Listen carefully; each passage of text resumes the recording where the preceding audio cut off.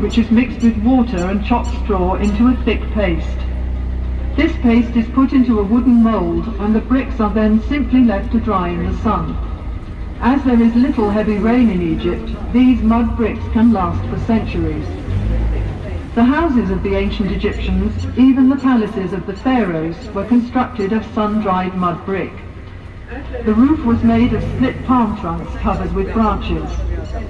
The building was covered with a thick layer of mud, which acted as insulation against heat, wind, and rain. The roof was made of split palm trunks covered with branches.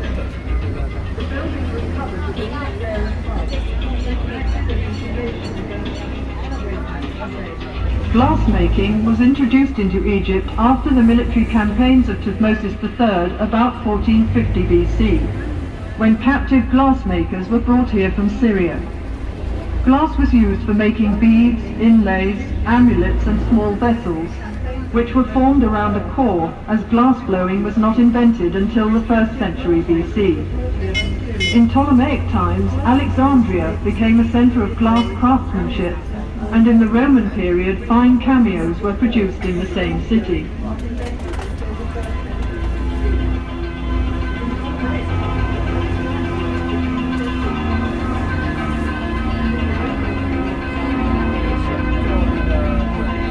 The Egyptians are also famous for mummifying their dead. Mummification is basically dehydration, and to speed up this process, the internal organs of the body were removed and preserved separately. The body was dried out by being covered with natron salt, a form of soda found in the deserts of Egypt. The body was then cleaned and embalmed and wrapped in several layers of linen bandages. Amulets were put between the bandages to protect the mummy from harm. The whole process took 70 days.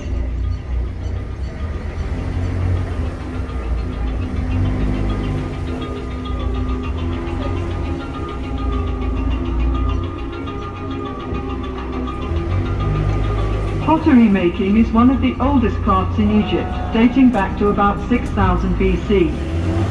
The clay is kneaded with water and mixed with ground potsherds or chopped straw, which helps the finished pot to dry evenly without cracking. The potter forms the pot with his fingers as he kicks the wheel round with his foot. The handles are added afterwards, and the pot is dried in the sun for a while before being fired. Now for a little Egyptian magic.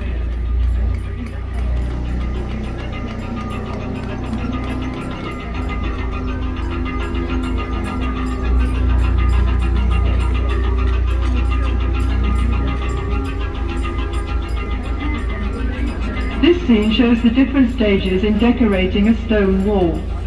First of all, the surface is levelled, then smoothed and polished with a piece of hard stone. Grid lines are marked in red on the prepared surface to ensure accurate enlargements of the original drawings. The artist copies the outline onto the wall, working from the sketch made by the chief artist on a small slab of stone or a piece of papyrus. Then the sculptor carves the design in relief with his mallet and chisel. Finally, the details would be painted in colour to make the picture look as realistic as possible.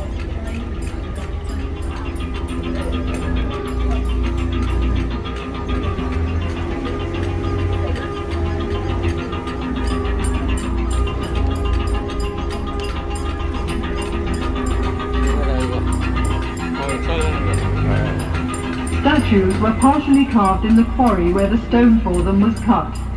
First of all, the block of stone is separated from the rock face by hammering wooden wedges into holes cut in the rock.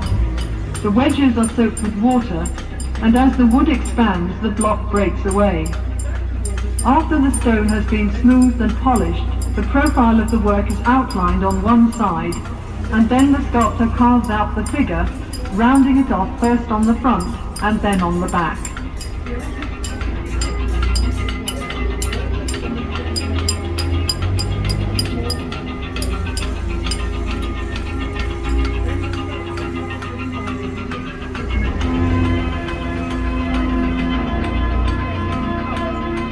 Vases were made from various kinds of stone, particularly alabaster, a soft stone which was worked into beautiful designs. After the rough piece of alabaster has been polished smooth, the inside is hollowed out with a drill with a flint or copper bit. The vase is sunk into the ground to prevent cracking during drilling. Alabaster vases were used as lamps and for storing perfumes and precious oils.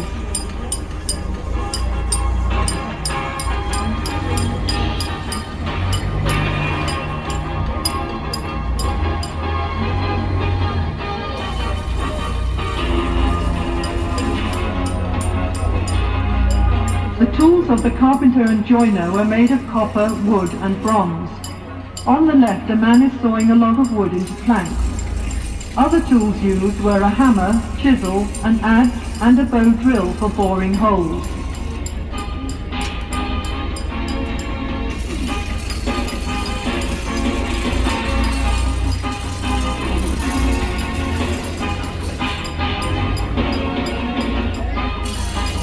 It was important to the pharaohs that the army was well equipped at all times. Weapons included bows and arrows, swords, battle axes and spears, as well as shields and throw sticks. The horse-drawn war chariot was introduced into Egypt by the Hyksos from Western Asia around 1700 BC.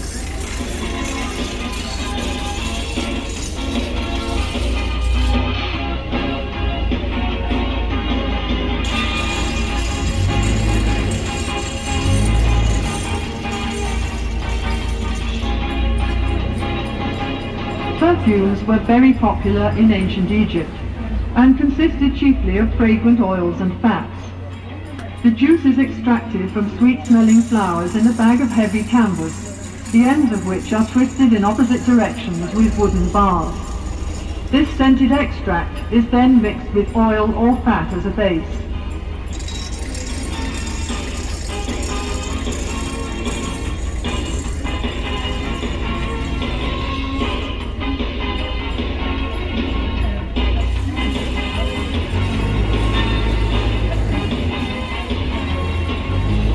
Linen made from the flax plant was used by the Egyptians for clothing and many other purposes.